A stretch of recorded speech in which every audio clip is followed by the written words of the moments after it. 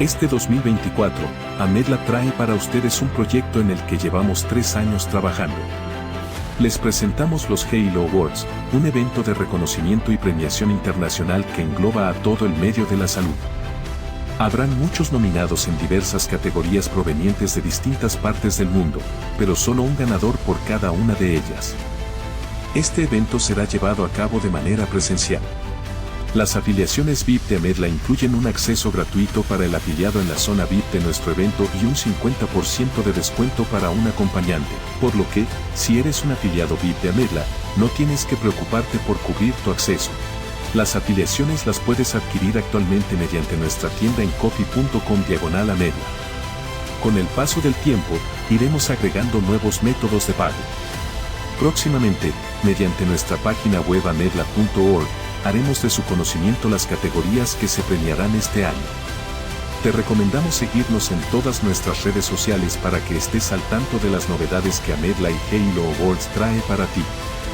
Evaluaremos los logros y aportaciones de todos nuestros nominados con ayuda de profesionales para traer resultados de manera imparcial. Todo esto lo hemos hecho con mucho amor y dedicación, pensando en nuestros Amedlers y en el reconocimiento que merecen todos los profesionales de la salud que trabajan duramente para poder brindarle al mundo una vida digna y saludable. Esperamos seguir contando con su apoyo. Por tal motivo, les pedimos que compartan e inviten a sus colegas a nuestros webinars y a que nos sigan en nuestras redes sociales. Sabemos que no todos pueden asistir a los eventos presenciales, que aunque son una experiencia totalmente diferente a ver un evento en línea, las transmisiones en vivo son la mejor opción para llegar a todos los rincones del mundo. Por tal motivo, es importante que nos sigan en twitch.tv/Amedla para recibir notificaciones cuando estemos transmitiendo en vivo por este medio. No solo serán transmitidos nuestros webinars gratuitos, también los Halo Awards y nuestros futuros congresos. Si tienen dudas, pueden contactarnos mediante diferentes medios: WhatsApp, correo electrónico, Discord, nuestra página web, mediante Coffee o cualquier otra red social de Amedla. Agradecemos de corazón su inmenso apoyo a la asociación y sigamos adelante con más educación continua gratuita para los profesionales de la salud.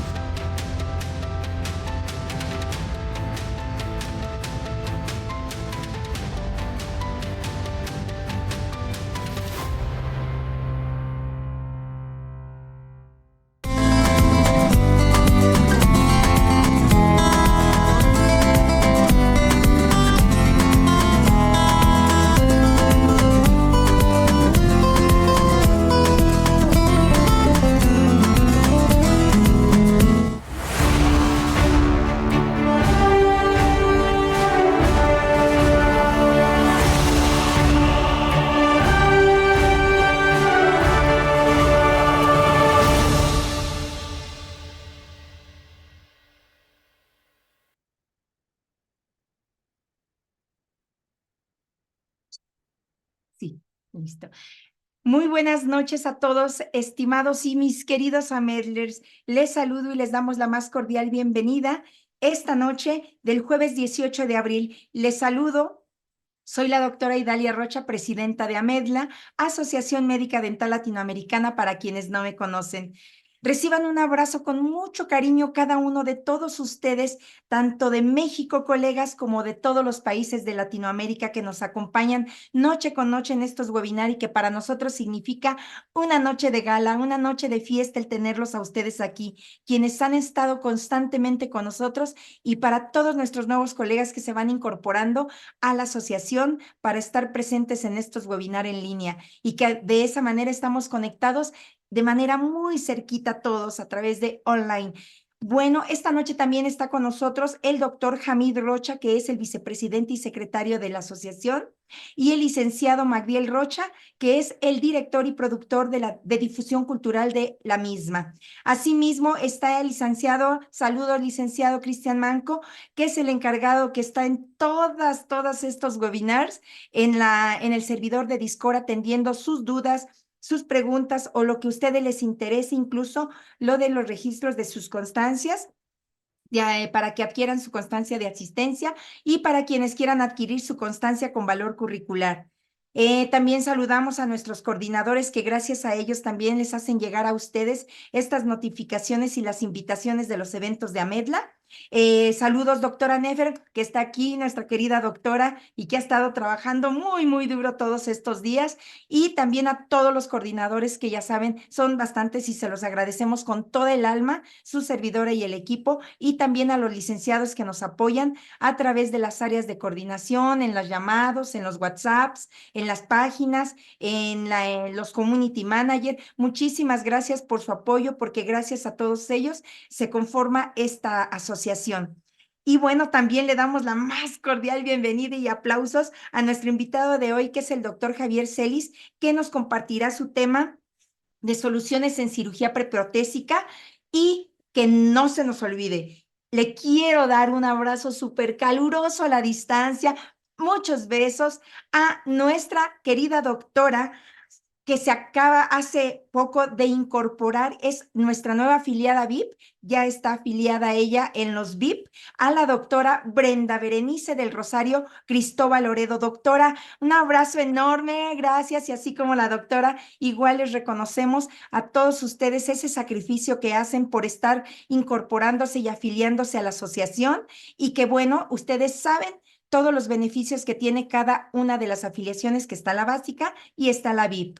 Y las invitaciones también a nuestros premios Allo Awards 2024, que primeramente esperemos este evento magno se lleve a cabo, y que todos ustedes están invitados, y que por supuesto nuestros afiliados VIP tienen su pase directo a este gran evento, y en el cual ustedes también se pueden ir incorporando, y será de muy grande apoyo que ustedes nos hagan llegar también sus calificaciones de los doctores que ustedes sepan que pueden ameritar ser ganadores de estos premios Allo Awards 2024, que es por los reconocimientos a su trayectoria, a todo lo que ellos han engrandecido su talento profesional en su práctica, ya sea que han escrito libros, han tenido honoris causa, han sido reconocidos a nivel mundial, internacional y a nivel nacional.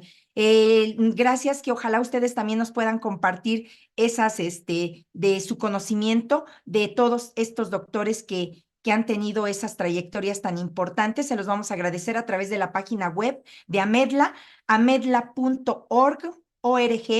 También a través de nuestras redes sociales les pedimos que nos sigan, que nos compartan un like, que no nos cuesta ningún trabajo y se les va a agradecer, para que sigamos aquí compartiendo todo esto, estos webinars y lo que viene de manera presencial. Síganos a través de esta plataforma que es la de Twitch, y de donde compartimos las transmisiones en vivo. Asimismo, en YouTube, que se hacen las retransmisiones. Denle un like a la campanita de notificación para que sean todos ustedes los primeros en saber el evento que está ya por presentarse, y estas transmisiones en vivos. Les damos un saludo muy cordial a ustedes que están ya incorporándose, los que están entrando, y para los que nos vean en la retransmisión o en repetido a través de YouTube o de Twitch. También síganos a través de lo que es Instagram, de TikTok, en nuestra tienda de Coffee, que es donde ustedes se registran siempre en ese enlace que les compartimos, para que pongan su nombre tal como quieren que aparezca en sus constancias de asistencia gratuita, y para que también en esa misma tienda de Coffee ustedes soliciten sus constancias con valor curricular. Ahí vienen todas las especificaciones. En Threads, en TikTok, en la página de Amedla de Facebook, en el grupo de Amedla de Facebook, en el grupo de la página, perdón, en la página de Amedla Publicidad, ¿y qué se me escapa? Hay muchas redes sociales, estamos en todas. Pues doctores, sin más por este momento, espero que no se me pase algo más, pero si no ya se los estaré diciendo en el camino. No se salgan de la transmisión, y todas sus dudas en el chat, por favor, anótenlas para que nuestro ponente pueda solucionarles cualquier duda o cualquier cuestionamiento que a ustedes les surja en el trayecto de la ponencia. Así sirve que estamos interactuando y se lo hacen llegar de inmediato. Pues vamos con la semblanza del currículum del doctor Javier Celis. Adelante. A continuación, la trayectoria del cirujano dentista Javier Enrique Celis Silva. Cirujano dentista por la Facultad de Estudios Superiores Iztacala, UNAM. Periodoncia en la generación 2021 al 2022. Curso en máster en complicaciones en exodoncia y preservación alveolar. Diplomado en acupuntura humana. Adjunto en docencia en la Facultad de Estudios Superiores Iztacala, UNAM. Clínica Odontológica Cuautepec, en las materias de periodoncia y clínica integrada avanzada. Conferencista nacional. Démosle una calurosa bienvenida.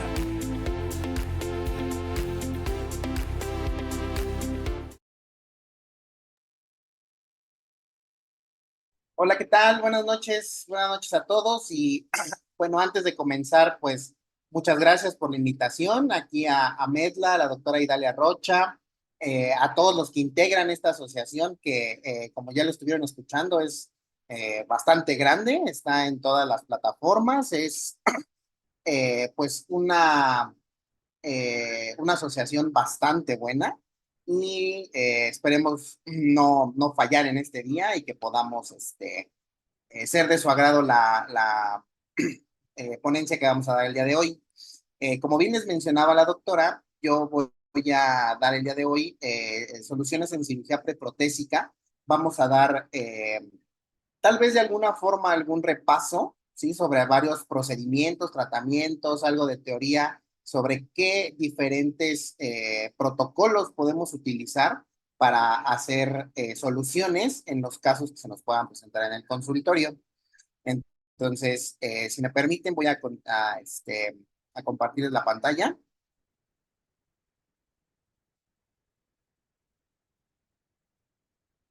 Y bueno, espero que ahí lo veamos bien. Vamos a empezar con solución en cirugía preprotésica. Antes de comenzar con procedimientos quirúrgicos, con protocolos, con algunos tips que puedan a ustedes ayudarles en su consulta diaria, primero tenemos que comenzar a embebernos en qué es la cirugía preprotésica. ¿Sí? Yo sé que engloba muchos procedimientos gracias a la experiencia que tienen ustedes como eh, odontólogos en su práctica privada, me imagino deben de tener un abanico de opciones para ofrecerle al paciente. Pero bueno, todo ese abanico de opciones lo vamos a tener que englobar en la cirugía preprotésica. Y como yo les mencionaba, ¿qué es la cirugía preprotésica? Va a ser este conjunto de procedimientos o de actos quirúrgicos generalmente que van a tener un propósito, que cuál va a ser conseguir la suficiente, ya sea calidad y cantidad de los tejidos blandos y duros, ¿ok? Porque obviamente para poder dar un buen sostén, que se sostenga de buena manera una prótesis, sea cual sea, necesitamos que haya una buena cantidad y calidad de estos tejidos. Recordemos bien que lo podemos dividir también para su estudio en la estética blanca y en la estética rosa, ¿sí? Hablamos ahí de que nuestros pacientes nos piden los dientes de tal forma, que si en algún momento tuvieron un diastema, lo quieren nuevamente, si tuvieron un diente con giroversión, estamos hablando ahí de estética blanca, el diente como tal. Pero también no podemos dejar de lado la estética rosa. Estamos hablando de los tejidos, de la encía, si hay inserciones musculares, si nos estorban, si son necesarios para la buena adaptación de la prótesis. Yo tengo que valorar todo ese conjunto de manera integral para poder ofrecerle el mejor tratamiento a mi paciente. Y obviamente, ¿cuál va a ser el objetivo de todos estos procedimientos? Rehabilitar la cavidad bucal de una forma integral, ¿ok? Sabemos bien que habrá pacientes que podemos ofrecerles la opción de rehabilitarlos ya sea con una prótesis fija, unos implantes, prótesis totales soportadas con implantes, pero habrá pacientes que necesitamos darles únicamente, o bueno, por sus posibilidades, necesitamos adaptarles de la mejor forma unas prótesis convencionales. No podemos dejar de lado a los pacientes. Hay que ofrecerles también muy buenos procedimientos para que su calidad de vida sea buena y esas prótesis se puedan mantener en boca. Y ahora, como ya sabemos qué es la cirugía preprotésica, para su estudio lo vamos a tener que dividir en dos, la cirugía preprotésica primaria y secundaria. ¿Cuál va a ser la primaria? La primaria van a ser estos procedimientos como extracciones múltiples, regularización de proceso. Estamos hablando que son procedimientos que se hacen en el momento en el que voy a rehabilitar al paciente. Si son extracciones múltiples y la colocación de una prótesis inmediata, bueno, yo sé que la cirugía preprotésica será la regularización del proceso, eliminar, bueno, más bien hacer una alveoloplastía de, bueno, manera para que no se nos vayan a generar rebordes agudos o espículas de hueso que posteriormente le vayan a provocar al paciente algún problema. Aumento de encía insertada, si es que vamos a colocar implantes, por ejemplo, en el momento de que se coloca un implante post-extracción, tenemos que conseguir esta gestión de los tejidos perimplantares, ayudado tanto con el tejido blando como el tejido duro.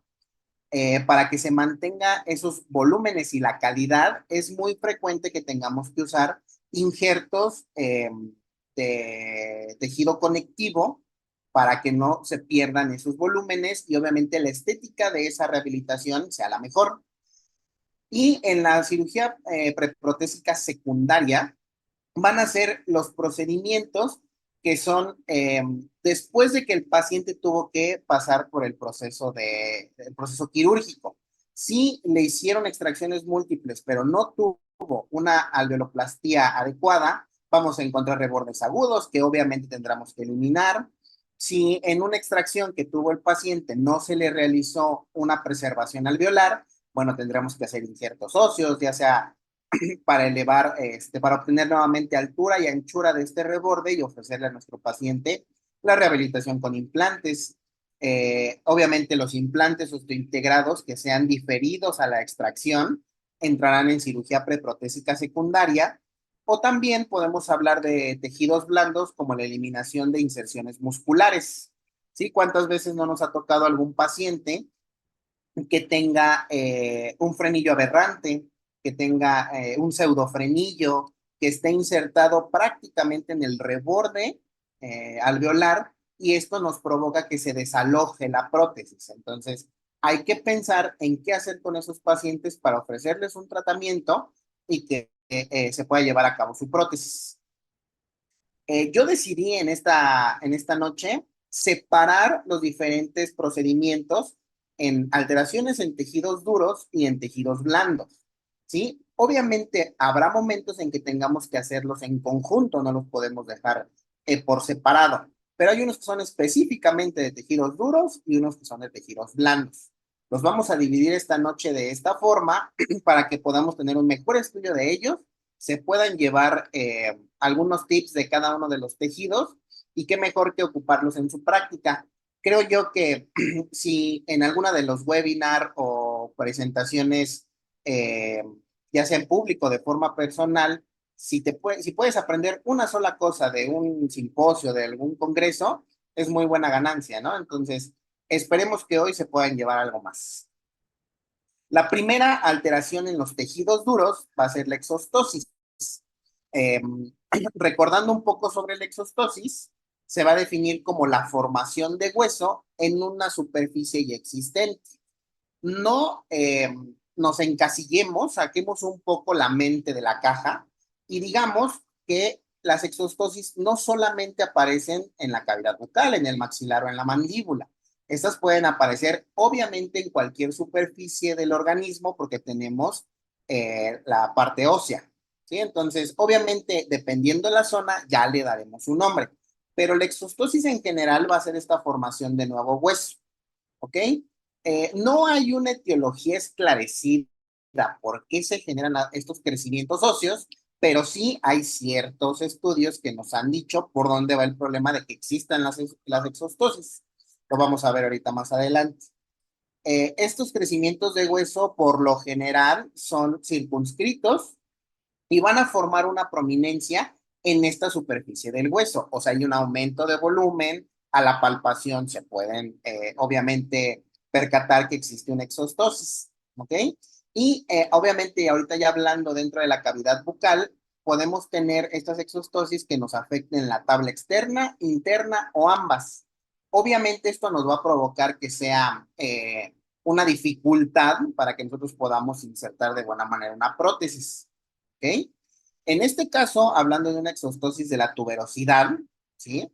Va a ser el aumento de este tejido óseo, obviamente en la zona de donde estaría la tuberosidad del maxilar, ¿sí? Y se puede presentar de forma horizontal y vertical. Hay veces en que de un lado aparece de forma horizontal y del otro lado de forma vertical. Hay que eliminar esas exostosis, esos crecimientos óseos, si es que nos impiden la buena inserción de la prótesis o ya le está ocasionando al paciente alguna sintomatología de molestia, generalmente, que cuando la prótesis hace ese roce con estas elevaciones de tejido óseo, le puede estar lastimando, ¿no?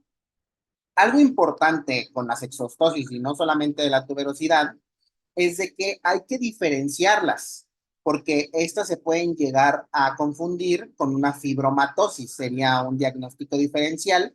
Fibromatosis, obviamente con ayuda de una radiografía, nos podremos dar cuenta si estamos en presencia de una exostosis o una fibromatosis, porque claramente en una radiografía la fibromatosis no estará presente, ¿no? Obviamente es tejido blando, pero habrá que eliminarlo también para que la prótesis se pueda insertar de la mejor manera. ¿Ok?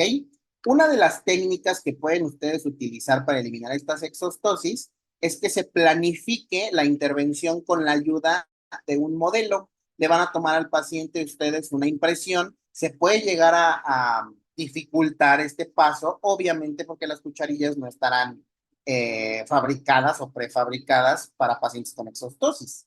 Pero lo que sí podemos hacer es tomarle una impresión y empezar ahí a diseñar el tejido que vamos a eliminar de la exostosis, como lo vemos aquí. Vean, a este paciente tiene las dos variables, que es una exostosis en sentido horizontal y en sentido vertical. Obviamente, estas dos lesiones, estos dos crecimientos óseos, no nos van a dejar insertar de buena manera la prótesis. Sí se va a desalojar, el paciente puede tener laceración en la mucosa y obviamente por consiguiente va a tener molestia.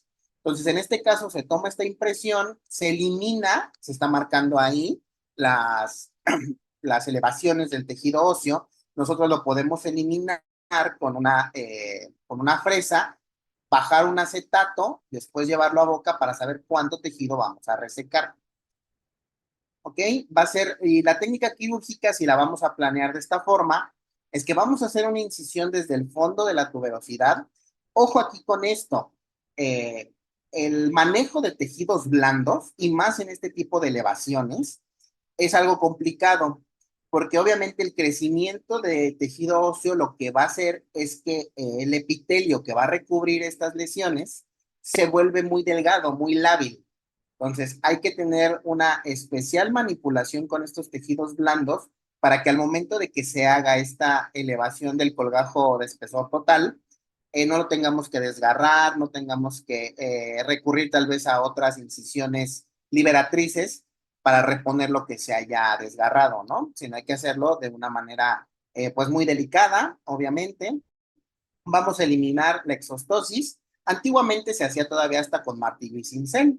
Ahora tenemos ya los aparatos rotatorios que nos van a ayudar mucho mejor. El paciente obviamente va a ser menos traumático el procedimiento quirúrgico y ya un aparato más avanzado pues sería con el piezoeléctrico. Sería de mejor manera eliminarlo, dividir, seccionar esta lesión para que después ya sea que con la gubia podamos retirar estas porciones que se hayan fragmentado. ¿Ok? Y no olvidemos que al final de eso tenemos que hacer nuestro limado, eh, la regularización de este proceso para evitar que queden estas espículas óseas y al paciente le puedan provocar nuevamente molestia. ¿Ok? También tenemos que hacer un recorte mucoso. Como obviamente había crecido el tejido blando para cubrir esta elevación del tejido óseo, nos va a sobrar tejido, por decirlo de alguna forma. Hay que hacer ese recorte mucoso para que justamente evitemos que con el paso del tiempo se pueda presentar una fibromatosis. ¿Okay? El paciente puede pensar, bueno, me volvió a crecer esta lesión de tejido óseo, ¿no? Pero pudo ser una fibromatosis en la cual yo no recorté la encía que había crecido de más y provocó este problema, ¿no? Hablábamos que la etiología de las exostosis no está muy bien esclarecida, pero sí tenemos ciertos factores que la puedan provocar. Ahorita una de las principales y más presentes que están en los pacientes es por estrés. Ese trauma oclusal repetido, que el paciente tenga bruxismo, puede llegar a provocar que aparezcan estas elevaciones de tejido óseo. ¿Ok? Entonces, bueno, Si queremos ir a la raíz de este problema, eliminamos las exostosis, pero habrá que solucionar el problema de raíz. Aquí no me dejarán mentir, podemos utilizar Botox tal vez para el bruxismo y evitar que el paciente pudiera tener nuevamente este crecimiento de las lesiones óseas. ¿Okay? También otra de las cuestiones, si queremos ser como o tocar algo más sistémico, sabemos que el hipotiroidismo a nivel del tejido óseo lo que va a provocar es de que el calcio que está en el plasma entre al tejido óseo. O sea, lo está calcificando de más. También pudiera ser alguna interacción en la cual está entrando mucho calcio del plasma al tejido óseo y obviamente pueda provocar este crecimiento de más en el tejido ya existente, ¿no? Entonces sigue siendo algo benigno y pudiéramos rescatar algo de ese crecimiento. Si lo vamos a quitar, al paciente le molesta o no me deja que la prótesis se inserte de la mejor manera, pues que creen que también lo podemos utilizar esos torus, esas exostosis, los podemos utilizar si es que el paciente en otra zona necesitara un injerto. ¿Okay? Podemos hacer la trituración, existen los instrumentos para triturar hueso, lo podemos hacer y utilizarlo como injerto autólogo. ¿Okay? Y lo podemos combinar con cualquier otro si es que la exostosis es muy pequeña, ¿no? Entonces, sí tenemos también otras formas de tratar estos crecimientos óseos, pero también valorar si es que el paciente necesita eliminarlos. Si no necesita eliminarlos porque no vamos a insertar ninguna prótesis y no le causa ningún problema, ¿saben? Si no nos molesta, pues no lo molestamos. Pero hay que tener ya el abanico de opciones. Vean aquí estas exostosis de la tuberosidad, ¿sí? Estas crecen de manera horizontal. Vemos que el paciente no es desdentado, entonces no tenemos una indicación protésica para eliminar esas exostosis.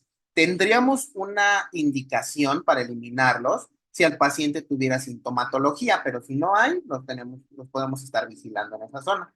Vean aquí, el paciente prácticamente lo tiene en todo el cuadrante superior derecho, no causa molestia, no es necesario eliminarlo, pero si el paciente tuviera ya algún problema, habría que resecar todo ese tejido óseo. Como les mencionaba, estas exostosis crecen en cualquier parte del tejido óseo, pero vamos a darle un nombre dependiendo en dónde se ubiquen. Ahora tenemos el torus palatino, claramente porque crece en la bóveda palatina. Este va a ser el aumento del tejido óseo, obviamente es benigno y pudiera llegar a ser bilateral al rafe medio. Muchas veces lo vamos a encontrar solamente de un lado del rafe medio o lo podemos encontrar como en esta imagen que invade ambos lados del rafe medio de paladar. ¿Ok? Entonces, les mencionaba que la etiología no está muy bien esclarecida, pero tenemos traumatismos, maloclusión, el bruxismo y podemos añadirle hipotiroidismo, ¿ok? Y histológicamente, lo que también podemos ver es que es un hueso compacto.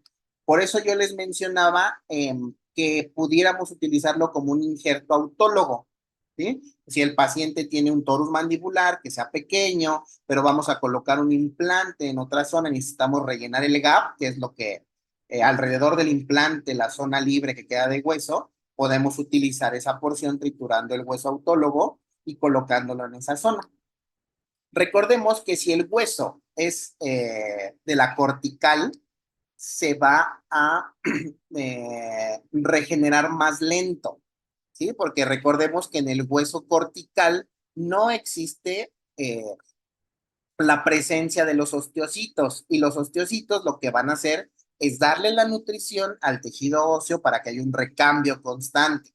Si nos alejamos más de la unidad funcional del hueso, que es la osteona, que obviamente más alejados de esa zona sería el hueso cortical, si nosotros colocamos ese injerto en otra zona va a tener una regeneración más lenta, ¿sí? A diferencia que si pusiéramos un hueso cortical, que es donde está la presencia, o un hueso medular, que es donde se encuentran los osteocitos, se reabsorbe más rápido. ¿Por qué? Porque hay mayor nutrición. ¿Ok? Entonces, queremos ganar altura en algún reborde ya edéntulo, este tipo de hueso compacto que es de cortical nos va a funcionar bastante bien. Indicaciones del exéresis de este tipo de torus palatino. La dislalia, sabemos que la dislalia es esta dificultad para poder hablar. Si el paciente ya le estorba, sabemos que hay ciertas letras que necesitamos colocar la lengua en el paladar para que se haga la fonética, pero si tenemos eso que nos está estorbando ahí, va a tener una dislalia el paciente. Si esto lo menciona que se ha repetido, estamos en una indicación para eliminar esa lesión. Muy común en la parte de los torus palatinos que la mucosa se ulcera, ¿sí? Les mencionaba porque se hace muy delgado el epitelio que va a recubrir la mucosa. Entonces el paciente, cualquier alimento de consistencia más firme que introduce puede provocar este tipo de lesiones en la mucosa, ¿ok? Y claramente, como estamos hablando de cirugía preprotésica, pues que sea un impedimento para la colocación de la prótesis. Hay técnicas, sí, para eliminar el torus. La incisión, esto creo yo que es de lo más importante para la eliminación de estas lesiones, porque la incisión va a ser según la forma, perdón, según en dónde esté ubicado el torus, si solamente es de un lado o es bilateral. Claramente vamos a tener que escoger un diseño de incisión porque necesitamos proteger las estructuras anatómicas importantes que estén en esa zona, ¿ok? Ahorita más adelante vamos a ver qué diferentes tipos de incisiones pueden ustedes utilizar para eliminar el torus, ¿ok? El torus palatino en este caso. Vamos a hacer el levantamiento del colgajo, un fresado para dividir el torus. Les mencionaba que puede ser con este sistema rotatorio o puede ser también con el piezoeléctrico, justamente para que el paciente tenga menos traumatismo. Y vamos a alisar perfectamente bien la zona que quede alrededor del torus palatino.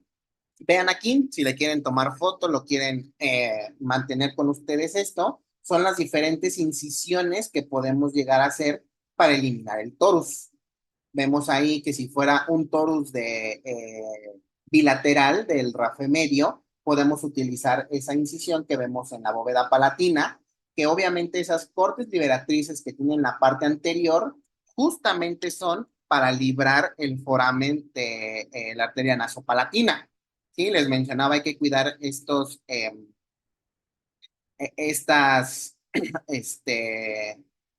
pues, sí, la arteria en este caso, para que no la vayamos a lacerar y podamos tener ahí un accidente, ¿ok? Pero si solamente es si es unilateral, perdón, la incisión que más se utiliza es esta C invertida, ¿sí? La que vemos en la imagen. ¿Por qué? Porque también nos va a ayudar a librar el recorrido de la arteria, podemos levantar el colgajo en dirección hacia el rafe medio y poder eliminar ese crecimiento de hueso. También debemos de tener en consideración que hay cuidados posoperatorios específicos para este tipo de lesiones. La primera, obviamente, una medicación analgésica y antiinflamatoria. Vamos a cortar huesos. Sabemos que hay una reacción inflamatoria normal del organismo que se está defendiendo.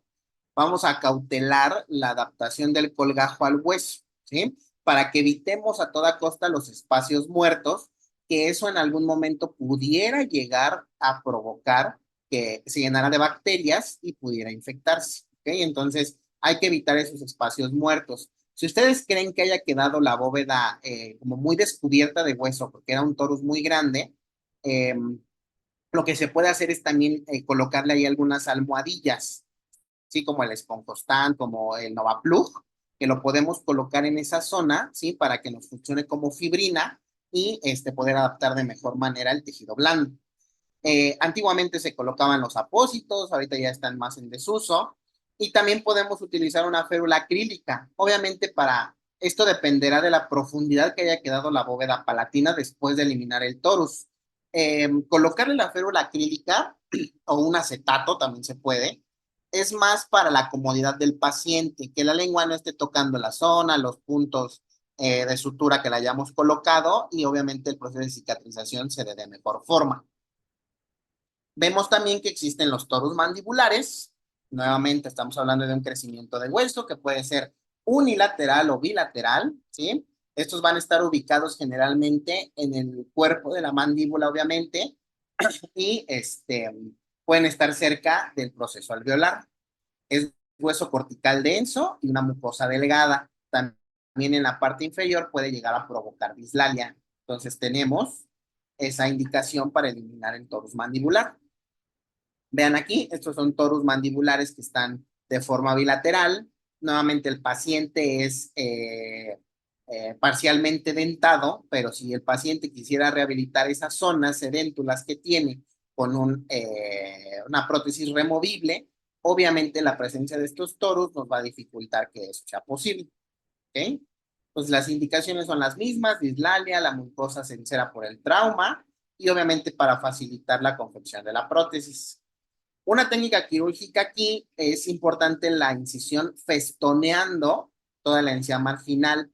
Aquí nos mencionan que pudiera ser desde la zona del molar hasta la zona del canino. Obviamente esto va a depender de la extensión del torus, claramente, ¿no? El colgajo en bolsillo, no vamos a hacer cortes liberatrices de la parte lingual. Eliminamos el torus, ya sea con el sistema rotatorio, el peso eléctrico, y vamos a suturar. Vemos aquí, se pueden ayudar en esta zona cuando se levantan colgajos grandes, ya sea en paladar o en mandíbula, afrontar los colgajos entre sí con ayuda de un punto de sutura. Esto para ahorrarnos una mano y que no estemos con el separador en esa zona y con la otra haciendo el corte, si no tenemos las dos manos libres, y nuestro asistente también puede estar ayudándonos en otras acciones. ¿Sí? Vemos cómo se elimina, se hizo un corte en toda la base de los torus, ¿sí? Se eliminan de forma completa, se alisa toda la superficie lingual, también obviamente procurando que no se vaya a quedar descubierta las raíces por la parte lingual, y se afrontan perfectamente bien los tejidos. Vemos aquí, este caso clínico, cómo se levanta el colgajo de este torus mandibular. Lo vemos perfectamente ahí, lo cortamos desde la base, no es tan grande como el de la imagen, y se afrontan perfectamente bien los tejidos. ¿Ok? El paciente es dentado, pero bueno, ya tenía laceración en la mucosa, tenía dislalia, entonces estábamos en una indicación para eliminar esos torus. Hasta aquí, bueno, si va viendo alguna pregunta o duda, me la van haciendo saber, por favor. Mientras tanto, ahora continuamos con la eliminación de rebordes agudos. Esto lo puse en este orden porque obviamente si no se hace una buena alveoloplastía en extracciones o no se hace una buena osteoplastía en este caso de eliminar los torus, vamos a encontrar unos rebordes agudos o espículas de hueso, ¿ok? Que también los podemos encontrar cuando hay una pérdida temprana de órganos dentarios. ¿Por qué una pérdida temprana? Porque el hueso está en remodelación y si el paciente es joven, obviamente esa remodelación continúa. No hay ninguna patología que tenga el paciente, se va haciendo la regeneración de hueso y puede llegar a provocar la aparición de estos rebordes agudos, ¿ok? O técnicas inapropiadas de alveoloplastía. Sí que hayamos hecho mucho trauma con el forceps al momento de eliminar el diente, bueno, pudiéramos dejar por ahí una tabla que no está bien adherida y nos pueda provocar esta aparición de los rebordes agudos, ¿ok? También hay técnicas, claramente. Vamos a realizar una incisión por el centro del reborde y es un colgajo generalmente sobre, porque como es un reborde agudo, un ángulo de 90 grados prácticamente, lo que hacemos es, pues solamente en esa zona donde se encuentra el reborde, vamos a levantar el colgajo de espesor total para eliminarlo con una gubia, con una fresa, con el piezo eléctrico o solamente con la lima para huesos, se podrían eliminar algunos, ¿no? Veamos aquí, vean esta paciente, ya porta ella una prótesis removible, pero en estas zonas fue una mala técnica de alveoloplastía al momento de hacer las extracciones y se mantuvo ahí estos rebordes agudos.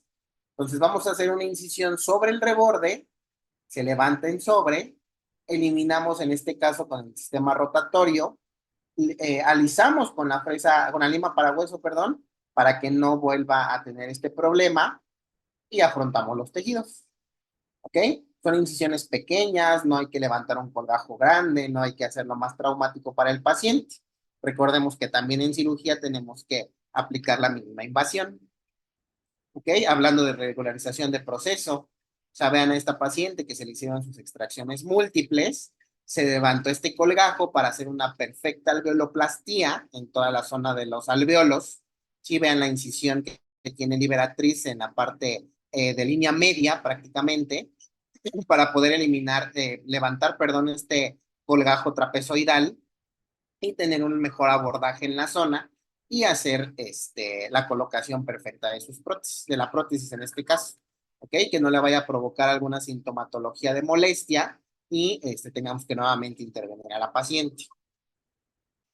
También, hablando de los tejidos duros, entra la cirugía preprotésica en implantes. Sabemos que la primera o el primer tejido que generalmente revisamos para colocar implantes es el tejido duro, el hueso, ¿sí? No hay que dejar de lado la encía, pero generalmente es lo que más vemos, ¿no? Tenemos altura, tenemos anchura, sí vamos a poder colocar el implante o tenemos que hacer un procedimiento antes. En este caso, vean al paciente, ya tiene colocados sus implantes, entonces entraríamos en una cirugía preprotésica secundaria, ¿sí? No los vamos a colocar en ese momento, sino es que ya están, ¿sí? Vemos cómo también aquí tenemos un problema de tejido blando, porque si se dan cuenta, hace una translucidez de los implantes en esa zona. Ahí se alcanzan a ver como grises, entre grises azulados, los dos implantes que están en esa zona, debajo de la encía, ¿no? Entonces, vean, levantamos el colgajo y vemos que por la parte vestibular no tenemos este tejido óseo, por lo cual se transluce el titanio de los implantes a través de la mucosa.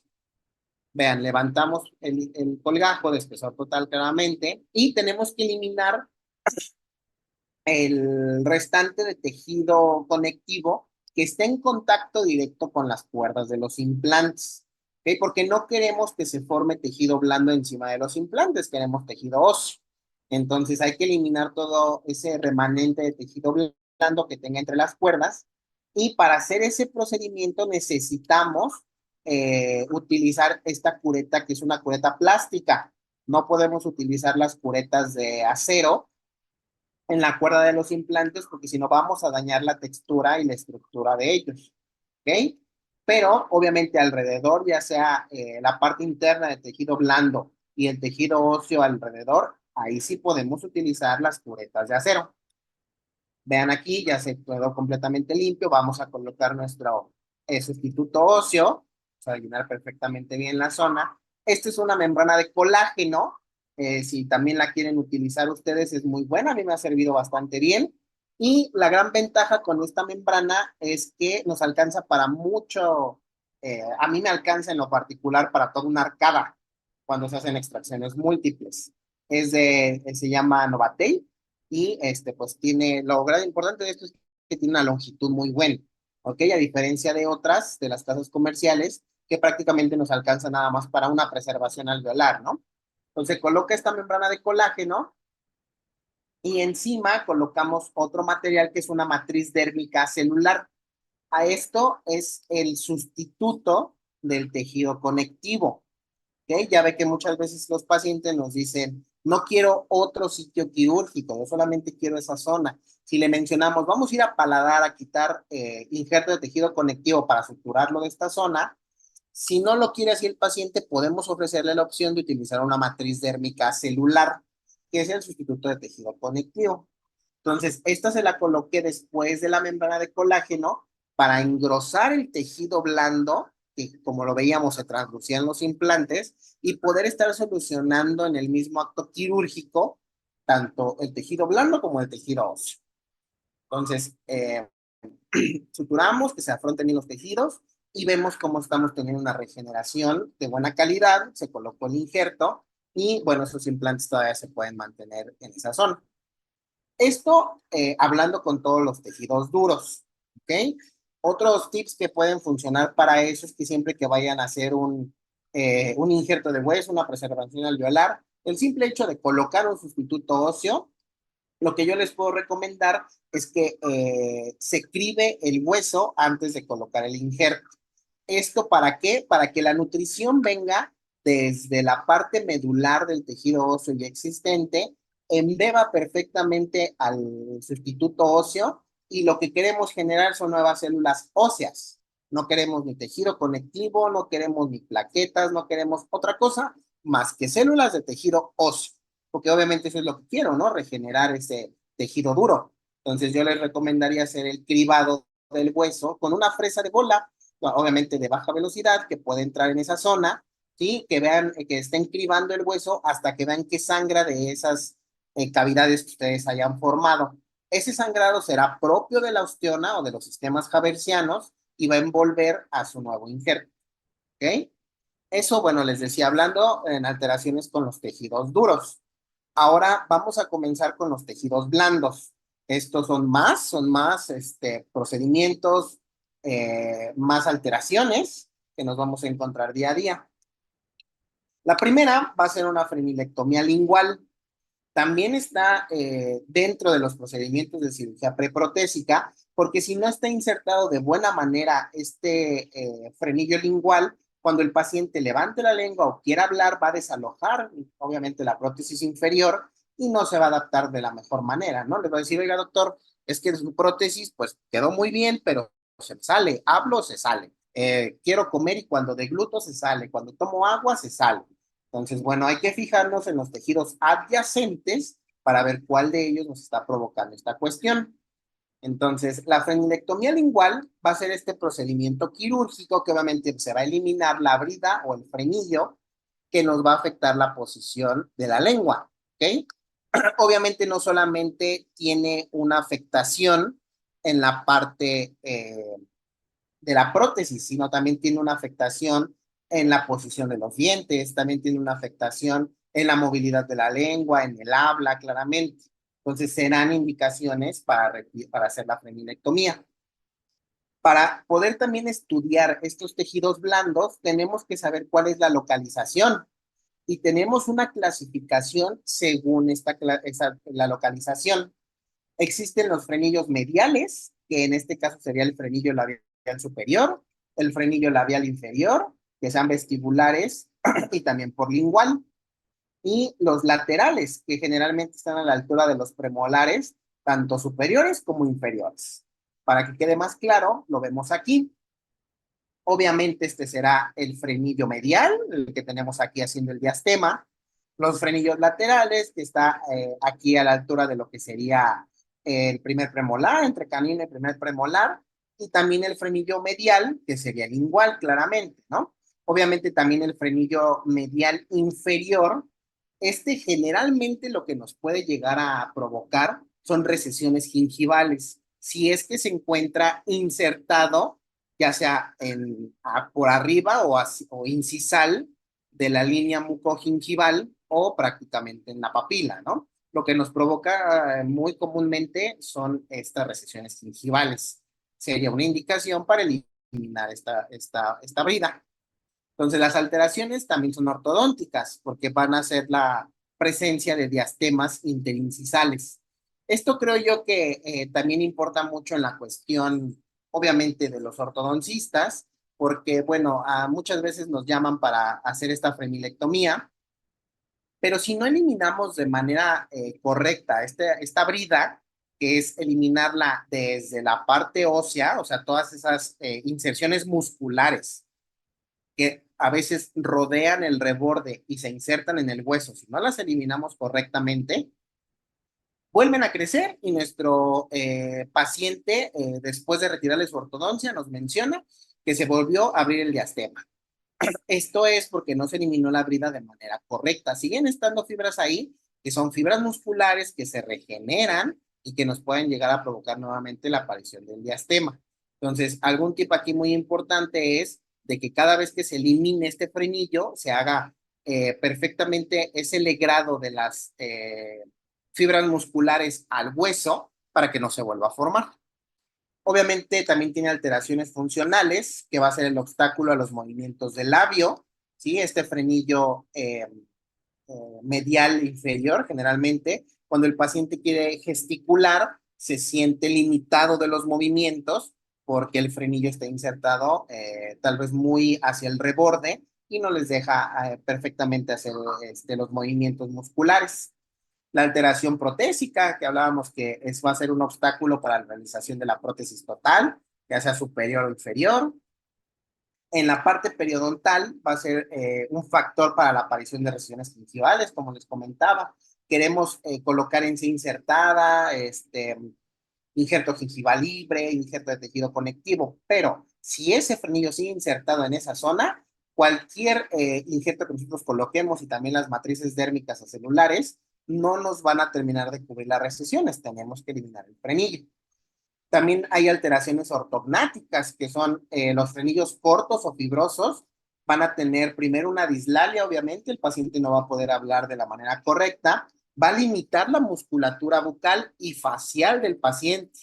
Entonces, esto va a tener como consecuencia la disminución del estímulo de la masticación, del habla, y sabemos que si eso está limitado, vamos a tener poco crecimiento a nivel óseo.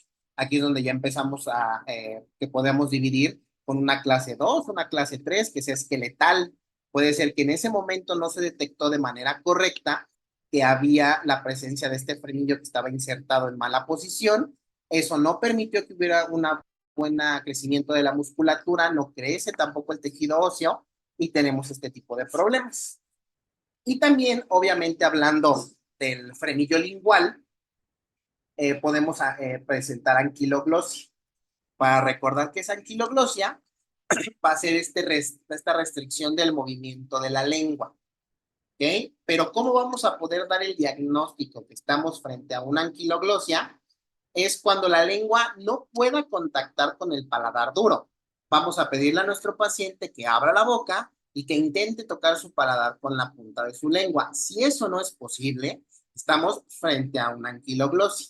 Pero si queremos ser tal vez un poco más estrictos para diagnosticar una anquiloglosia o solamente estamos en presencia de un frenillo corto, podemos tener esta medición, que es cuando la lengua no puede protruirse más de 2 centímetros por fuera de los incisivos claramente inferiores. Vamos a pedirle al paciente, saca la lengua, y podemos utilizar perfectamente hasta un vernier para medir si es que no se puede protruir desde el borde incisal hacia la punta de la lengua más de 2 centímetros. Si es así, estamos en presencia de una anquiloglosia.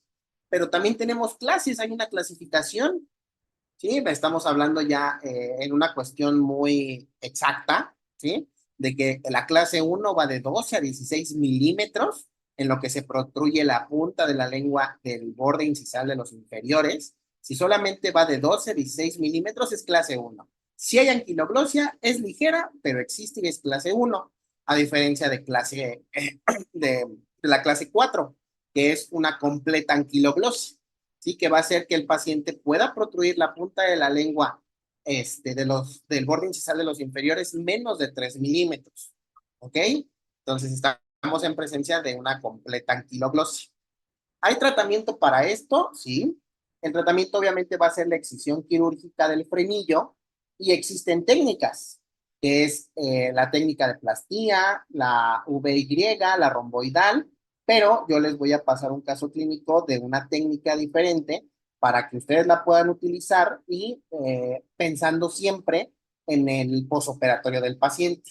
Que bueno, hablamos de esto, que generalmente son pacientes niños, ¿no? Pacientes jóvenes que los mandan de la escuela porque no pueden pronunciar bien algunas palabras, como no las pueden pronunciar de manera correcta al momento de escribirlas, hay equivocaciones. Y bueno, son los primeros lugares donde empiezan a detectar esta anomalía, ¿no? Entonces, sabemos que si lo vamos a hacer en pacientes muy jóvenes, niños, pues no, muchas veces no son muy cooperadores, necesitamos hacerlo lo más rápido posible, que les moleste lo menos posible, claro. Entonces, vamos a ver otra técnica diferente a esta. Sabemos que estas técnicas que ya existen pudieran llegar a ser un poco más traumáticas. En el caso de la técnica romboidal, pues vemos que se levanta la punta de la lengua con ayuda de un punto de sutura para que esté tensa lo más que se pueda, pasar la hoja de bisturí en todo el frenillo y mientras vaya entrando más profundo la incisión, se va formando un rombo, es por eso que se llama técnica romboidal. ¿Ok? Entonces se va haciendo ese rombo, se libera perfectamente ya el movimiento de la lengua, ¿sí? Y se va a hacer la sutura de estas incisiones, ¿ok?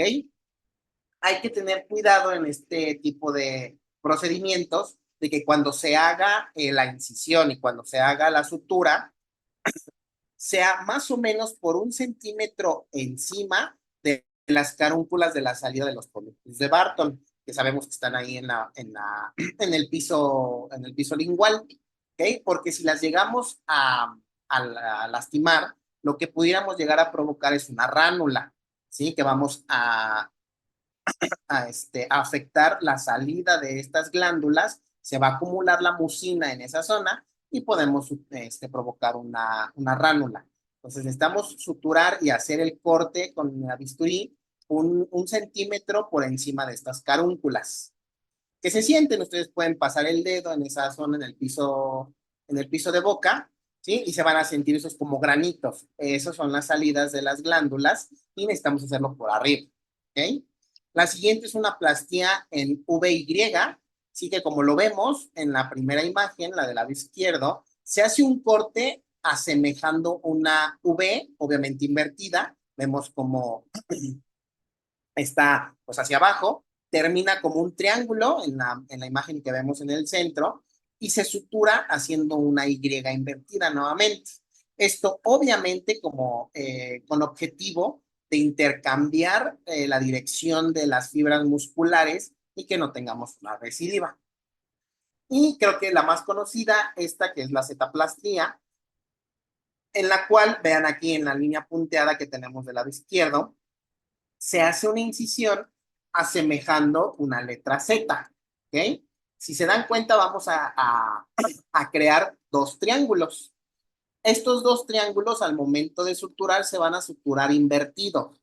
El triángulo que se forma del lado derecho se va a suturar hacia el lado izquierdo y el triángulo que esté invertido del lado izquierdo lo vamos a suturar del lado derecho, ¿sí? ¿Para qué? Obviamente cambiando direcciones de las fibras musculares y en este caso del músculo geniogloso para que no se vuelva a formar la inserción muscular, ¿sí? En el posoperatorio generalmente vamos a encontrar tumefacción en piso de boca, equimosis, que es este sangrado por cortar músculo, un dolor moderado, claramente propio de un acto quirúrgico, ¿sí? Y el paciente debe empezar con ejercicios por lo menos 2 meses, se empiezan los ejercicios a los 15 días de quitar los puntos de sutura, ¿sí? Y se debe de continuar mínimo por 2 meses, porque no nada más es quitar el frenillo y el paciente inmediatamente puede hablar correctamente, sino que hay que también ayudarlo con ejercicios, con terapia de lenguaje, para que pueda mencionar las palabras de manera correcta. Vamos a ver la presentación de este caso clínico. Es una frenilectomía lingual, un paciente masculino de 8 años de edad, sin ningún dato patológico. El motivo de consulta, yo les menciono que las primeras instancias donde se dan cuenta de eso es en la escuela. Entonces la mamá nos dice que la mandaron de la escuela porque su hijo no puede pronunciar bien ciertas palabras. Entonces, al momento de hacer la revisión, vemos que nos encontramos con un frenillo lingual corto. Vean, la inserción está muy anterior y dificulta para el habla. Generalmente cuando le pedimos al paciente que saque la lengua, también es muy característico de estos pacientes que formen un corazón con la lengua, ¿ok? Entonces, bueno, sabemos que hay que eliminar el frenillo. Vean aquí, vamos a hacer la infiltración del anestésico local, vamos a bloquear perfectamente bien el nervio lingual. Vean la frenilectomía lingual. Esta es otra técnica que yo les voy a mencionar. Vean, con ayuda de una pinza Kelly curva, vamos a pinzar claramente el frenillo y se va a hacer la incisión por encima de la pinza. Vemos aquí cómo va a estar entrando la hoja de bisturí. Vamos cortando y después a eso vamos a hacer disección Roma, ¿ok? Entonces va a seguir aquí con la pinza Kelly curva inferior, va a seguir pinzada la parte del dorso de la lengua y con la otra pinza vamos a estar haciendo disección Roma. La disección Roma es entrar la pinza cerrada en esa zona y allá adentro abrir. Salimos y abrimos, ¿ok? Entonces esto para ir eliminando las fibras musculares y suturamos. ¿Okay? Vemos cómo el paciente, como con las demás técnicas, inmediatamente tiene esa libre movilidad de la lengua y el posoperatorio es mucho mejor. Vean, esta es una fotografía a los 8 días de la cirugía. No hubo equimosis, no hubo un posoperatorio doloroso, no existió. Y obviamente en estos pacientes que son pequeños, pues hay que evitarles todo ese tipo de cuestiones, ¿no? Y vean, la cirugía es muy limpia, muy tranquila, no es muy poco probable que se infecte, pero claramente hay que mandar las indicaciones. Eso hablando de la parte del frenillo lingual. Ahora, el frenillo labial también nos van a provocar ciertas cuestiones. Sabemos que es esta banda de tejido fibroso, ¿no? Pero algo muy importante de saber ese tipo de frenillos es que tienen base, ¿sí? Estas fibras musculares tienen base y tienen un vértice, ¿ok? Entonces, vean en la primera imagen, tenemos una base hacia apical, justamente en la línea media, y el vértice también es en línea media, o sea, es un frenillo, las fibras musculares están muy paralelas. Entonces, esto nos va a provocar un diastema, pero lo que queremos saber aquí, y me imagino yo que les interesa más a la cuestión de los ortodoncistas, es hacia dónde están los ápices, ¿no? Hacia dónde están las raíces para yo saber cómo hacer los movimientos. Entonces, si tenemos una base como la de la primera imagen, bueno, los ápices están paralelos, no hay mayor problema. Pero, por ejemplo, en la siguiente imagen, que es la base, está muy en apical, está muy ancho en apical, y tenemos un vértice más angosto sobre incisal, lo que va a pasar con el ápice es que se van a hacer divergentes. ¿Okay? Entonces, obviamente, al momento de hacer ese movimiento para cerrar el espacio, deberá saber el ortodoncista en qué zona colocar el bracket, cuánto torque colocar, qué aparatología colocarle para hacer un movimiento correcto y no nada más de coronas, ¿no? Y que los ápices queden divergentes. Entonces, para eso tendremos que saber en qué dirección está la base y el vértice de las inserciones musculares. Y como la vemos en la siguiente imagen, sí tenemos ahora la base en incisal y el vértice en apical. Entonces, ahora los ápices son convergentes. Entonces, también aquí me imagino que la parte de los ortodoncistas les interesa para hacer los movimientos. También a nosotros, si queremos hacer la cirugía, porque necesitamos saber en dónde más hay que hacer el legrado, ¿no? Para eliminar por completo estas inserciones musculares. El tratamiento, como les mencionaba, pues lo vamos a eliminar. También existen técnicas, pero vamos a ver un caso clínico. Va a ser un paciente de 48 años de edad, no tiene ningún dato patológico de importancia, su motivo de consulta quiere una prótesis y cuando hacemos la inspección nos damos cuenta que tenemos un frenillo labial insertado prácticamente sobre el reborde alveolar, es muy denso, pero también nos encontramos con un segundo frenillo. Vean aquí, este paciente quiere una prótesis removible. Sabemos que con la presencia de esos frenillos va a ser muy complicado que se vaya a sostener de mejor forma ese removible, entonces está indicado una cirugía preprotésica. Y vean aquí cómo está el frenillo labial muy denso, insertado prácticamente sobre el reborde, y tenemos un frenillo lateral, un pseudofrenillo, que también nos puede provocar que se desaloje la prótesis. Entonces, la etapa quirúrgica claramente va a ser el bloqueo anestésico con ayuda de la hoja de bisturí del número 15C para hacer lo menos traumático posible.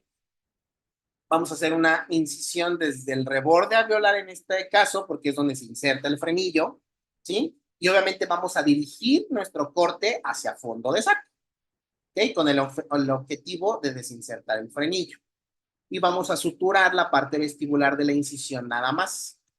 Vean aquí, se hizo el corte sobre el reborde, véanlo en esa zona, y se fue hacia fondo de saco en los dos frenillos y se sutura solamente la parte vestibular, no hay que suturar nada en vestibular ni sobre el reborde, ¿ok? Entonces, pasados 15 días tenemos este posoperatorio, se regenera muy bien esa zona que reposicionamos el frenillo, no hay mayor problema, no hay infección, no hay dolor, no hay tumefacción. Y bueno, pasados estos 15 días, eliminamos suturas y ya podemos tomar una impresión para confeccionar la prótesis a la paciente. Vamos a entrar en un tema que creo yo que no es como muy hablado. Generalmente optamos por algo más radical, que sería extracciones múltiples, pero veamos este caso, que son las sumersiones de raíces. También se le puede conocer como invaginación de raíces. Este es un tratamiento por el cual las raíces van a quedar sumergidas por debajo de la encía. Obviamente esto va a ser con el objetivo de preservar la altura del proceso alveolar. ¿En qué casos yo decidiría hacer este tipo de tratamientos? En primera y muy riguroso, donde no haya enfermedad periodontal. Porque si claramente hay enfermedad periodontal, ¿para qué yo dejo las raíces debajo de la encía? Si me van a seguir provocando un problema periodontal, una infección, vamos a tener un foco infeccioso latente en esa zona, ¿no? Entonces, que únicamente haya sido tal vez por traumatismo, que haya perdido las coronas, que se pueda utilizar, hacer los tratamientos de conductos y no someterlo a tratamientos como más traumáticos como las extracciones múltiples y más en pacientes jóvenes, ¿ok? Entonces, obviamente los restos radiculares se van a tratar endodonticamente. Vean este caso, es un paciente muy joven, 35 años de edad, sin ningún dato patológico, obviamente así lo mencionan los pacientes, ustedes saben que muchas veces a los pacientes no hay que creerles todo, no, su palabra no es como lo último, sino es que hay que indagar un poco más, pero bueno, este paciente decía que no tenía ningún dato patológico, nada, y su motivo de consulta de que quería sus dientes. Cuando llega a la consulta, nos encontramos con los restos radiculares desde el órgano dental 34 hasta el 45. Todos esos son restos radiculares, ¿ok? Encías muy inflamadas propias de que solamente estaba masticando con encías, ¿sí? Por la masticación, y una litosis propio de las encías inflamadas, ¿ok? Se va a decidir realizar tratamientos de conductos en todos los restos radiculares, después hacer la sumersión de raíces, utilizar una membrana de colágeno y una sobredentadura. Vean, así llega nuestro paciente a la consulta, lo vemos de esta forma, vean cómo están las encías muy irritadas, propio de que su masticación obviamente no es la correcta, y si no es la correcta, se está lacerando toda esa parte de la encía. Vean los restos radiculares inferiores, y el paciente mencionaba que esas coronas que traen los centrales lateral y canino, tenía aproximadamente un mes de que se las habían colocado. Entonces, bueno, vamos a ofrecerle esto al paciente, es muy joven, no queremos que empiece a perder tanto hueso, ¿sí? Desde 35 años, esperemos que cuando llegue a los 70, pues pueda tener todavía algo de tejido óseo, ¿no? Ahí está. Obviamente, después de hacer todos los tratamientos de conductos, vamos a levantar un colgajo de espesor total, vamos a colocar la membrana de colágeno y hacer la sumersión de raíces.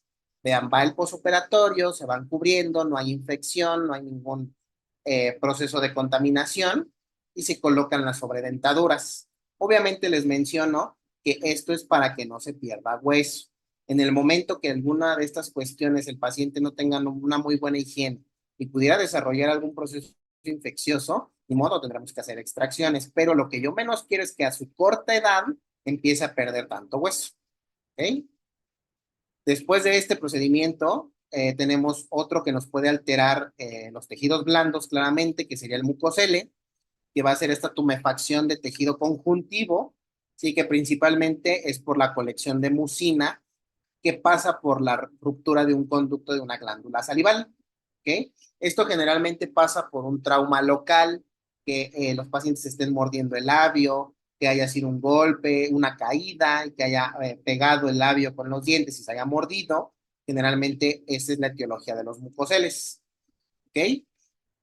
Aparece sobre todo en niños o en adultos jóvenes, que es los que pueden llegar a sufrir más traumatismos por estar jugando, por eh, las actividades que realizan día con día, y puede aparecer, pero sabemos que se puede aparecer a cualquier edad, ¿ok? Y también afecta por igual a mujeres y a hombres. Un diagnóstico diferencial que hay que tener en cuenta sería la ránula. La gran diferencia, como les mencionaba cuando hablábamos de frenilectomía lingual, es de que la ránula, pues obviamente solamente va a aparecer en piso de boca, no va a aparecer en el labio. En el momento que aparezca esta tumefacción provocado por la ruptura de una glándula salival, aparezca en el labio, será un mucosel, ¿ok?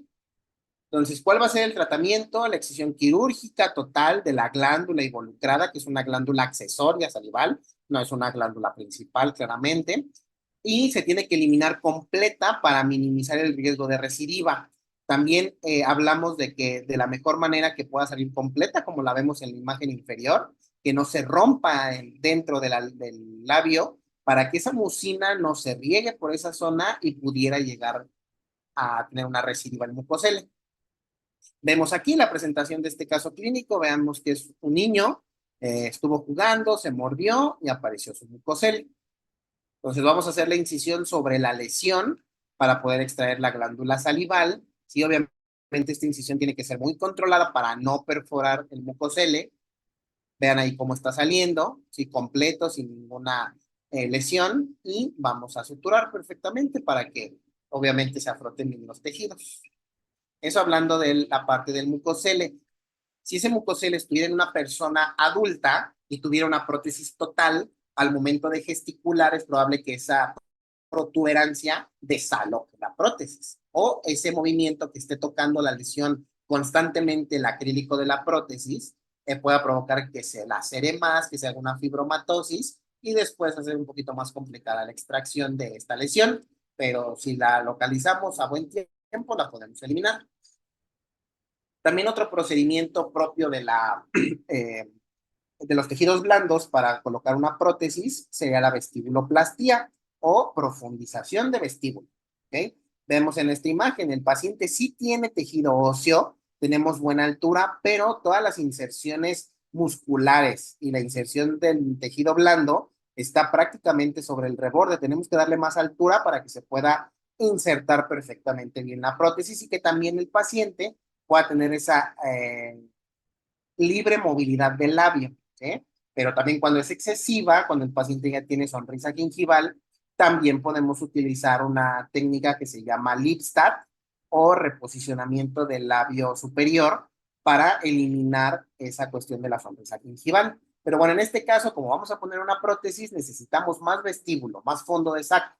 Entonces vamos a hacer una vestibuloplastia, que les mencionaba que es este procedimiento para corregir la altura de los vestíbulos.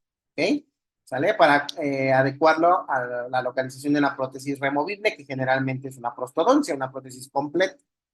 Entonces, este procedimiento va encaminado a tener una buena cantidad bueno, más bien necesitamos tener una buena cantidad de tejido óseo para solamente pensar en hacer una vestibuloplastia. Si el paciente ya no tiene tejido óseo, buena altura, aunque le hagamos vestibuloplastia, no va a funcionar. ¿Ok? Entonces, obviamente tenemos que corroborar que tenga buena cantidad ósea con una radiografía. Si vemos que sí lo hay, bueno, entonces podemos generar la vestibuloplastia. Claramente, como lo vemos aquí, se puede hacer con láser, ¿sí? Sobre las incisiones, porque la incisión es toda la parte vestibular de toda la arcada, ¿sí? Obviamente, librando eh, las cuestiones anatómicas importantes. En la parte inferior vamos a librar el foramen mentoniano, no lo queremos cortar. Entonces, hay que hacer la incisión por todo vestibular, pero cuidando esas zonas anatómicas importantes.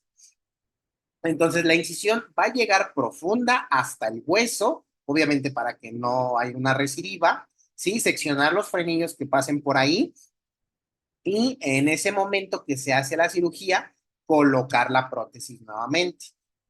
Obviamente a la prótesis anteriormente se tuvo que agregar acrílico en fondo de saco para que ahora quede un poco más larga y mantenga en esa zona el tejido de la encía. Ya no queremos que vuelva a subir hacia el reborde. ¿Ok?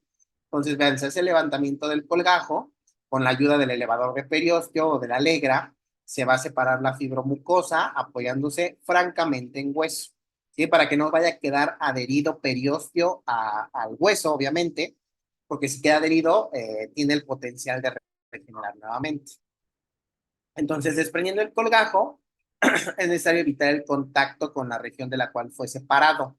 ¿Sí? O sea, tenemos la incisión aquí arriba, voy a retirar, necesito que este no vuelva a hacer contacto acá, que no haya nuevamente una fronda de tejidos por primera intención, sino esto tiene que cicatrizar por segunda intención. ¿Ok? Nos podemos valer de sutura, suturando obviamente ya el borde inferior del epitelio hacia el periósteo. Pero si solamente hacemos el alargue del acrílico de la prótesis, no necesitamos valernos de este procedimiento. ¿Ok? Vean aquí el corte, aquí sí en esta imagen que es del libro de Kruger, lo que se hace es de que el borde que quedó inferior o más hacia fondo de saco, porque esto es obviamente una arcada superior, se sutura al periósteo y ya ganamos toda esta altura de fondo de saco. ¿Ok? Lo vemos aquí mejor. Como toda esa parte se va hacia la zona de fondo de saco, hacia apical, lo que debería de ser apical, y se sutura el periósteo, ¿ok? Para que no regrese a la zona. Pero si en ese momento yo le coloco la prótesis con el acrílico que se le agregó, no es necesario. También hablamos de épulis fisurado. Este épulis fisurado puede aparecer si no se hace este tipo de procedimientos, porque sabemos que este es un tumor que va a estar fisurado y que va a ser una prótesis, va a ser provocado por una prótesis que está haciendo un traumatismo constante, que no hay una buena cantidad de fondo de saco, entonces el paciente mete la prótesis con presión, hace ese traumatismo constante y ocasiona un doble labio o el épulis fisurado. Vemos en esta imagen como la profundidad de fondo de saco es mínima, entonces el paciente necesita que meter su prótesis para hablar, para comer, para realizar sus actividades, pero bueno, ya empezó a generar un épulis fisurado porque no hay una buena altura de fondo de saco. ¿Ok? Entonces, estos tipos de épulis los podemos llegar a encontrar de dos formas. Es un épulis fisurado, perdón, un épulis fisurado fibroso y un épulis fisurado granulomatoso. ¿Cuáles son las diferencias? Que el épulis fibroso es obviamente una hiperplasia fibrosa resultante de esta irritación constante o crónica, ¿sí? Y que va a aparecer de forma limitada en cualquier sitio de la mucosa. Vemos aquí, es poco probable que cambie de coloración a la mucosa adyacente, pero se lacera, se divide en dos y estamos frente a un épulis fibroso. Pero a diferencia de un épulis granulomatoso, que es la reacción ya, una reacción exagerada de la encía, ¿sí? Por esta misma irritación, pero ya hay una infección.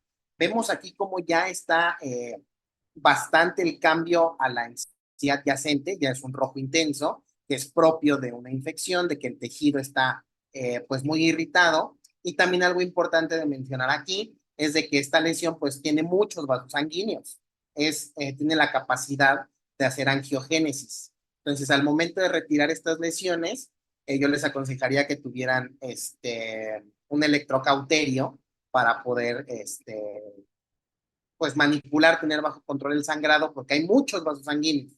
¿Okay? Y obviamente ese acúmulo de vasos sanguíneos también pudiera llegar a producirnos que hay una recidiva. O sea, hay que eliminarla por completo. ¿Okay? El tratamiento, pues es lo que yo les mencionaba, a través del corte de bisturí o con el electrobisturí también, para eliminar perfectamente desde la base la lesión. Eliminamos perfectamente, se suturan los bordes para que no tengamos una fibrosis y la inserción de las nuevas prótesis, ¿no? En ese momento sabemos que la prótesis que ya tenía el paciente es la responsable de estas lesiones, vamos a cambiárselas por otras para que se puedan insertar de mejor manera. Otro caso, la gingivoplastía, que es el procedimiento, como ustedes lo saben, en el cual se vamos a eliminar el tejido gingival que va a rodear las coronas clínicas. Esto con el objetivo protésico, estético y funcional. Vean, este paciente tenemos ahí cubiertas las coronas de los centrales, de los laterales caninos por encía. Entonces hay que hacer las gingivoplastías. Van a estar indicados en pacientes con hiperplasia gingival, ya sea provocado por brackets, sistémicas, provocadas por medicamentos, ¿sí? Alargamientos de corona, aquí hay que tener cuidado. Los alargamientos de corona estéticos, sería muy bueno poner atención que haya 4 milímetros de encía insertada. Si nosotros al momento de hacer los alargamientos de corona terminamos con la encía insertada, lo que pudiera llegar a provocar es recesiones gingivales. Entonces, si vemos que al paciente le vamos a cortar 4 milímetros del crecimiento gingival, pero si le corto esos 4, ya prácticamente estoy llegando a línea mucogingival, pues primero hacemos un injerto de tejido, un injerto gingival libre, ganamos encía queratinizada y después podemos hacer las gingivoplastías. ¿Ok? Entonces, estas son algunas indicaciones. Vean estos alargamientos de corona, pues son remanentes radiculares, obviamente con fin protésico. Vemos cómo esos premolares tienen, bueno, canino y premolar tienen muy poca remanente radicular para que se pueda sostener bien la prótesis. Entonces vamos a hacer esta gingivoplastía para obtener mayor tejido dentario para que se realice la preparación para una prótesis fija. Entonces, miren, primero el procedimiento es recortar la encía, lo que vamos a ganar de tejido blando, tejido dentario. Después se levanta un colegajo de espesor total para poder visualizar perfectamente el hueso y hacer la osteoplastía. Ahí vamos a pasar nuestra fresa de bola, ganando generalmente 3 milímetros desde la unión amelodentinaria. ¿Por qué 3 milímetros? Porque es el grosor o el espesor biológico. ¿Ok? Entonces tenemos que ganar eso, obviamente afrontar los bordes de la encía, del colgajo que levantamos, y vean, desde esta zona que teníamos los remanentes radiculares prácticamente al ras de la encía, ya hicimos la preparación de estos dientes y se pueden confeccionar perfectamente bien su prótesis fija. ¿Ok? Entonces obviamente estamos hablando de una cirugía preprotésica porque el paciente necesita esta rehabilitación. Otro tema importante de las gingivoplastías son estos agrandamientos gingivales, ya sea por medicamentos, por biofilm, por enfermedades sistémicas, pero de todos modos hay que eliminarlo porque sabemos que son focos infecciosos y son locales, pero es bien sabido que pueden desencadenar algo sistémico. Entonces, vean, hay que hacer un sondeo claramente, hay que llevarlo todo en nuestro periodontograma, ¿sí? Para que veamos en qué zonas vamos a tener que cortar más, si hay pseudobolsas, si hay bolsas periodontales. En este caso, vean, vamos a ir marcando, ya hicimos el sondeo, ya sabemos cuánto tejido vamos a resecar, y vean, aquí ustedes pueden marcar, hacer una pequeña guía de hasta dónde voy a eliminar tejido con la misma aguja para anestesiar. Ustedes pueden ir marcando ahí la encía, quedan puntos sangrantes para que tengan una guía, o lo pueden utilizar este instrumento que se llama pinza Doppler, ¿sí? Que es para ir marcando también la profundidad hasta dónde voy a hacer los cortes. Sino también otra forma de realizar estos procedimientos es tomando impresión al paciente, haciendo la recesión de este tejido gingival en el modelo, hacer una guía, ¿sí? Con un acetato y después ir haciendo los cortes. Obviamente, pero si tenemos a nuestro paciente en estas condiciones, es poco probable que una impresión nos vaya a quedar de una buena manera, ¿no? Pues podemos utilizar esta técnica. Vean, aquí está marcado lo que vamos a eliminar. Comenzamos a eliminar desde la base las papilas con un bisturí de Kirkland y después utilizamos un bisturí papilar o un bisturí de Bock para poder desinsertar, o sea, nos vamos ya desde la base que hizo el corte el bisturí de Kirkland, ahora nos vamos a ir hacia apical por toda la parte interior con este bisturí que es el papilar o el de Bock para eliminar todo este tejido. Vean, lo vamos eliminando de buena forma. Se elimina por completo el tejido. Vamos a hacer un raspado y alisado radicular, ¿sí? Para que la superficie sea bioaceptable, se esté lisa para que el nuevo tejido pueda crecer y llenar esa zona, que sea una nueva formación del epitelio de unión. Vean cómo queda en esta zona ya completamente lisa la porción radicular y de la corona. Antiguamente se ponían los apósitos, ahorita ya no es necesario. Situación 6 meses después de la cirugía. Vean, ya tenemos una adherencia perfectamente bien, tenemos encía insertada, tenemos una encía marginal en el lugar donde debería de estar. Las papilas también están en su ubicación, no tenemos triángulos negros y obviamente también la higiene del paciente va a ser muchísimo mejor. Esto también se puede realizar en la parte superior. Vean cómo todo el maxilar está bastante inflamada la encía, tanto de palatino como vestibular. Hacemos el mismo procedimiento y vean cómo las papilas empiezan a formar, obviamente en cada espacio interdental, y el paciente no tiene problema. Este caso clínico, vean al paciente, tiene este crecimiento, obviamente es un crecimiento fibroso, no son bolsas periodontales, no hay exudado purulento, entonces vamos a eliminarlos desde la base, ¿ok? Dejando toda la superficie cruenta para que haya una regeneración. Vamos a lavar perfectamente, hacer el raspado y alisado radicular y no tenemos problema. ¿Ok? Obviamente, si nosotros aquí después, como en el caso de este paciente, se le quisiera colocar ortodoncia para hacer los movimientos de estos órganos dentarios y que tuviera una mejor oclusión, claramente necesitábamos hacer este procedimiento. Si esto se quisiera rehabilitar de manera protésica con coronas, que sería un poco más invasivo, pero bueno, si el paciente lo quisiera hacer, también lo tendríamos que hacer este procedimiento primero. Y vean, ya para terminar, el aumento del grosor del biotipo gingival. En este caso, vemos que hay un implante, todavía no está cargado. Si nos damos cuenta ahí en la radiografía, tenemos un puente Maryland o un rochet para que se pueda hacer un provisional, sí, que el paciente pueda tener ahí su diente provisional lateral. Pero si nos damos cuenta, también tenemos una mucosa muy delgada, tenemos un biotipo gingival fino.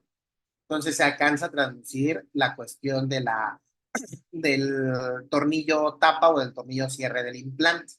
Vean, también tenemos ese colapso, esa concavidad al momento de ver la cavidad bucal de perfil. Entonces vamos a levantar el colgajo, vamos a colocar un injerto de paladar, este es un injerto de tejido conectivo, y también vamos a colocarle una matriz dérmica celular. Si nos damos cuenta, hay ya dos puntos de sutura. Esos dos puntos de sutura están fijando el tejido conectivo a la mucosa, porque no queremos que haya esos micromovimientos. Si existen esos micromovimientos en los injertos de tejido conectivo, pudiera llegar a fracasar el injerto. Entonces, mejor vamos a fijarlo con sutura, ¿sí? Y después se colocó la matriz dérmica celular para todavía engrosar más el tejido. Suturamos perfectamente bien, ahora ya después cubriendo la matriz dérmica, vean cómo se gana en el momento en la parte vestibular, y claramente vamos a darle tiempo a que esto regenere para que ya se pueda rehabilitar ese implante. Y último caso, vean que es una reconstrucción del reborde con injerto de tejido blando, nada más. Yo voy a meter un implante aquí, sí tengo buena cantidad de hueso, pero si hace contacto este epitelio con la parte vestibular de mi implante, va a fracasar, necesito que engrose. Y obviamente también para darle estética, vean aquí cómo la sonda se pone paralela al reborde y tenemos todo ese espacio, toda esa concavidad. Entonces necesitamos aumentar o rellenar esa zona. Lo podemos hacer con el mismo injerto blando. ¿Cómo se hace? Vean esta incisión. Nos vamos a ir más hacia paladar la incisión. Sí, se hace como un rectángulo, véanlo aquí, pero estamos más hacia paladar, no estamos sobre el reborde. Y se enrolla, se hace un rollito de este tejido blando, obviamente hacia vestibular, y lo vamos a suturar. Una vez suturado, lo vamos a dejar ahí 15 días, no lo vamos a mover, ¿sí? Y vamos a tener estos resultados, en el cual ya se engrosó por la parte vestibular el epitelio, ya tenemos una mejor estética al momento de que colocamos nuestra restauración en el implante, o si el paciente aquí hubiera querido una prótesis fija, también necesitábamos esta regeneración para que hubiera una mejor estética, que el póntico fuera higiénico, no se le fuera a acumular el alimento. Vean aquí cómo queda por vestibular. O sea, a diferencia de como lo teníamos al inicio, se gana bastante bien. Entonces, son de los procedimientos a realizar para una cirugía preprotésica. Vemos nuevamente aquí la cobertura de un aditamento protésico, de un implante. Levantamos el colgajo. Ese es un injerto de tejido conectivo. Se sutura, se le coloca una guarda para que no siga habiendo un trauma. Y vean, se llena perfectamente esa zona, lo que estaba expuesto del aditamento protésico, se regenera perfectamente, no tenemos esa entrada de bacterias, tenemos una mejor calidad de encía insertada, que en el caso inicial no lo había. Una vez colocado el injerto de tejido conectivo, ya tenemos encía queratinizada, que como lo sabemos es la que nos ayuda a la higiene y que por medio del surco gingival no vayan a entrar las bacterias y se origine la enfermedad periodontal.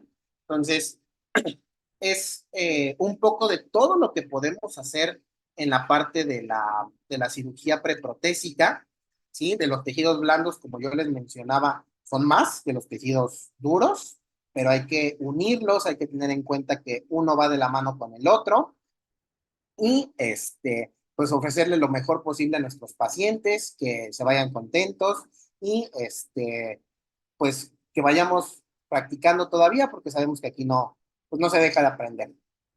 Y pues bueno, esto es todo por mi parte. Muchísimas gracias a Medla.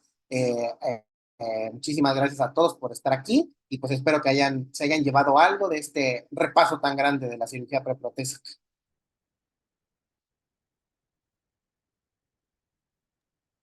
Muchas gracias, doctor.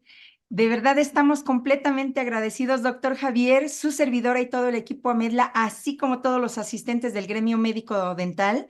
De verdad, sin duda, sus conocimientos, su experiencia y este tema tan interesante. Ay, bueno, me quedé así. Muy bien sus técnicas, doctor, muy entendibles, muy comprensibles. De verdad que usted no lo pudo haber explicado de una manera más sencilla y que yo sin duda sé que a todos nuestros colegas y a mi persona, esto nos va a servir porque no dudo que para mañana, para pasado, tenemos ya temas de pacientes con este tipo de casos que de verdad con el día a día es lo que vemos siempre y que muchas veces se cierra el mundo hasta, no hasta esperar a ver si hay alguien que nos pueda auxiliar en este sentido. Y créame lo que usted lo explicó de una manera súpermente sencilla, excelente, doctor. De verdad, aplausos en nombre de todo el gremio. Me encantó y yo sé que para todos, doctores, ustedes que están presentes y los que nos van a estar viendo en repetido, estos conocimientos del doctor Javier Celis son increíblemente de uso para nuestra práctica odontológica, que todos los días se nos presenta algo similar. Muchísimas gracias por su dedicación, por su tiempo, doctor, su conocimiento y por obsequiarnos esta noche, la cual usted ha hecho muy memorable para todo este gremio de Amedla. Muchas gracias nuevamente, doctor. Le damos su reconocimiento enseguida. Por favorcito, si nos lo hacen saber. Gracias. A continuación, Amedla se complace en otorgarle el reconocimiento por su participación como ponente internacional al cirujano dentista Javier Enrique Celis Silva, por su webinar Soluciones en Cirugía Preprotésica, llevado a cabo el día 18 de abril del 2024. Felicitaciones, doctor, y gracias por tan interesante webinar para la capacitación continua.